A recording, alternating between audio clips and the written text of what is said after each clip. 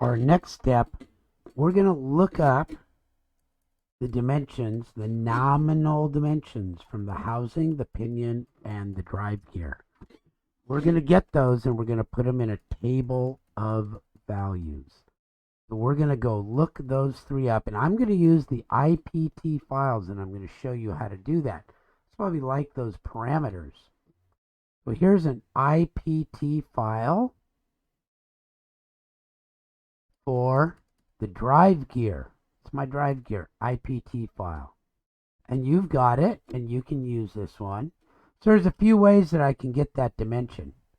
I could do an inspection, and I could measure from one gear tooth to the other, and I see it's 1.300.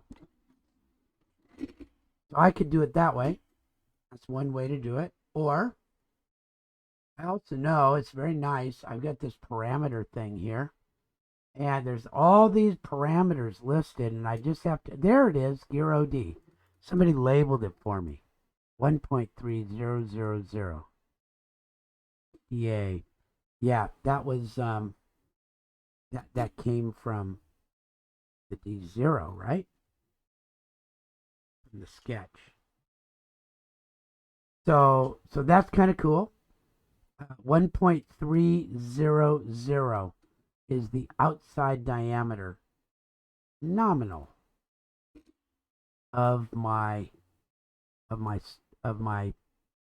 drive gear. Okay, I got it from the parameters, or I got it from the inspect, measure, click 2 points, center point, straight across, center point, and it tells me what it is, and it gives it to me there. 1.300. Now, I've made up a little table for you to make life easy. Here it is. That's my drive gear nominal dimension, 1.300. And see how it kind of changes it. I think you guys know that you can adjust that. And you can do all sorts of stuff to format this very nicely. So there's my drive gear. I can do the same thing on my driven gear. So I'll let you do that. I don't need to do that for you to demonstrate. And we need the housing ID of the drive area. So let's come back here. Here's my housing, IPT.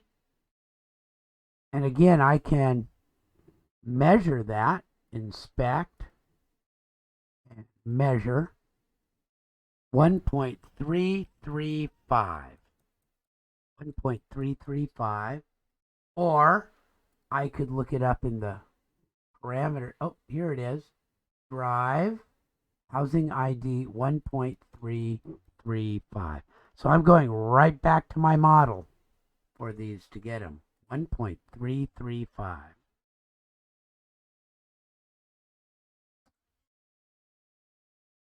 Okay. So that's how you do that. And then you'll do the same thing for your driven gear. You need to do that same thing for your driven gear.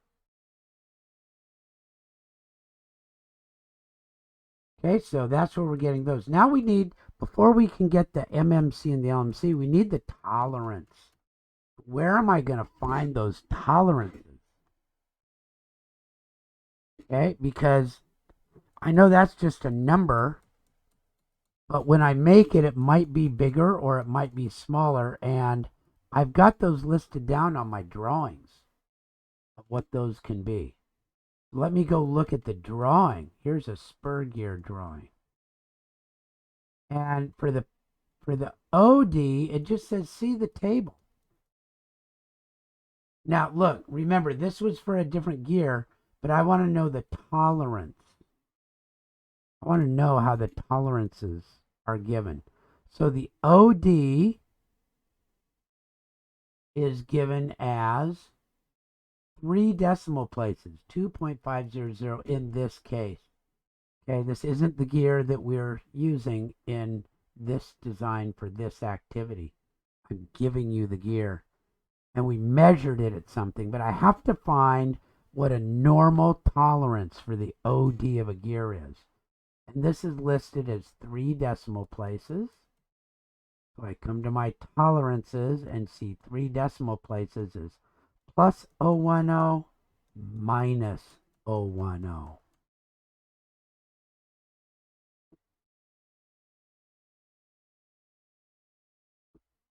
Plus 0.010 minus 0.010. I'll make those both 3 decimal places too. So that's my tolerance. And so I had to kind of jimmy around to figure out what that tolerance was. And that's part of being a designer. You really have to get into details and just follow the trail until you get it. Very rarely will a boss give you all this information. You have to go from drawing to drawing to drawing and interpret them. So how did I interpret these drawings? Remember I said that this is a version of a drawing. There's many gears that I could use. This was a sample so that you could see how they were drawn. Okay, but all of them are going to be similar in that they have a standard diameter, OD, and this is listed as 3 decimal places. And it doesn't give me the tolerance, so I have to come down to the tolerance block and read. If it has 3 decimal places, the tolerance is plus or minus 0.010. That means that the ideal is the number given here, 2.5. But I could accept it 10 thousandths bigger or 10 thousandths lower. Now let's apply that to our gear. Our gear for this particular activity. We found that the nominal dimension was 1.3 diameter. But that tolerance will be 0.010 and minus 0.010. Let's see what it looks like on the housing. I'm going to go to a housing drawing, and regardless of what the number is, I see it as plus 0.030 minus 0. Plus 0.030 minus, and it's on both of those. Both of the inner diameters are plus 030 minus 000. So it tells me right there. So I don't have to go look it up in a table because it tells me. This is just part of looking things over. So what did we say? Plus 0.030 minus 0.000. Those should each be 3 decimal places. I don't think the minus will show up on it. 0 is just 0.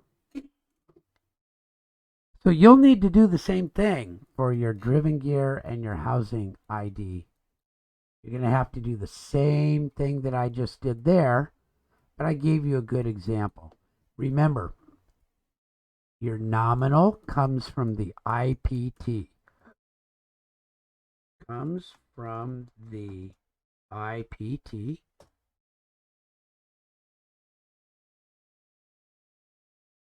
Comes from a typical drawing of a similar part.